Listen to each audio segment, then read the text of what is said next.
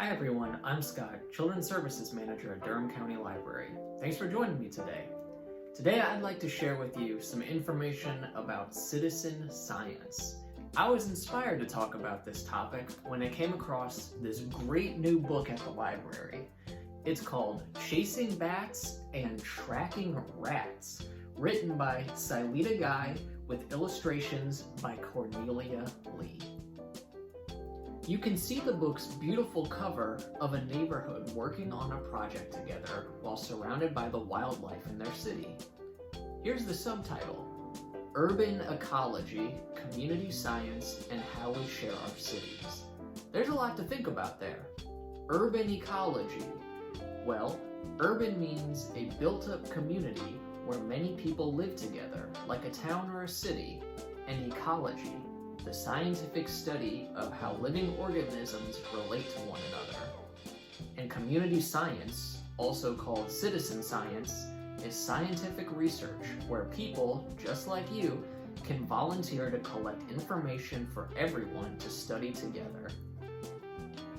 And last in that title, How We Share Our Cities. It's about how humans live together, but not just with each other, also with the wildlife all around us. Is there any wildlife you can think of near your home? Maybe deer or rats? How about birds, of course? And you can't forget trees and flowers. Now, in this book, Dr. Guy describes how she closely watches the behaviors of animals in her city. Bats, for example. She explains that bats are an important part of a healthy ecosystem, and they have a role not just out in the wild, but also in our cities.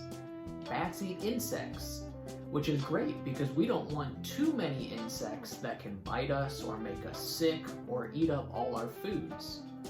Bats also help pollinate flowers and spread seeds, just like bees or birds.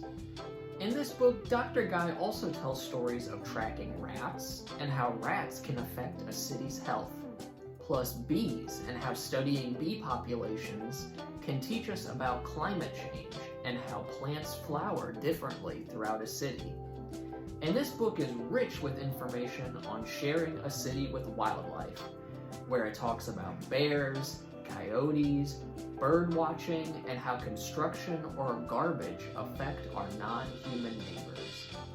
If you'd like to learn more from Dr. Guy, I'd recommend watching her TED Talk, Studying the Urban Jungle to Build Healthier Cities. And hey, Durham County Library has other books about community science. Check out some of these titles. Citizen Scientists, Be a Part of Scientific Discovery from Your Own Backyard by Laurie. The Field Guide to Citizen Science, How You Can Contribute to Scientific Research and Make a Difference by Darlene Cavalier. Bat Count, a Citizen Science Story by Anna Forrester. Or Citizen Science by Justin Schnell. And now I'd love to share some resources with you so you can get involved with some citizen science projects. The first program we'll look at is Psy Starter. This website helps connect you with all kinds of projects. Some studies take place all over the world, where people might report dolphin or whale sightings if they live near the ocean.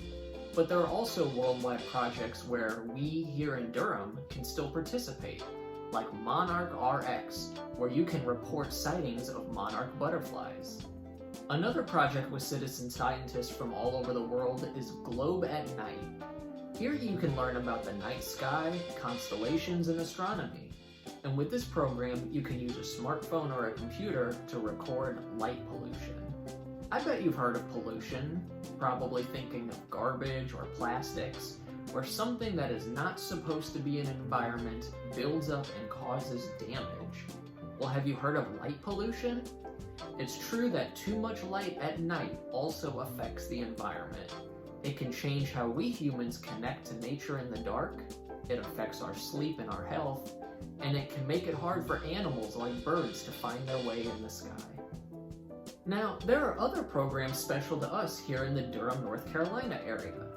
There's New Hope Audubon, which has several community projects on bird counting.